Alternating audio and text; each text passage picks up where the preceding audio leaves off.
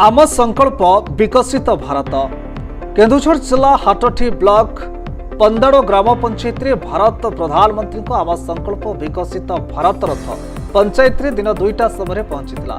Sarpanch Sasmita Ojha, PO Urmila Murmu, SHG group Rashmita Nayak, Manorama Raut समस्त महिला माने जोगदे झोटी मुरुजरे विभिन्न प्रकार चित्र आंकी थिले।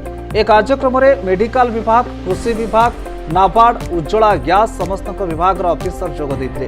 विशेषकर कृषि विभाग रे किपरि ड्रोन साहाय्य धान पोक नियंत्रित करि हेबो ताहा प्रदर्शन करथिले।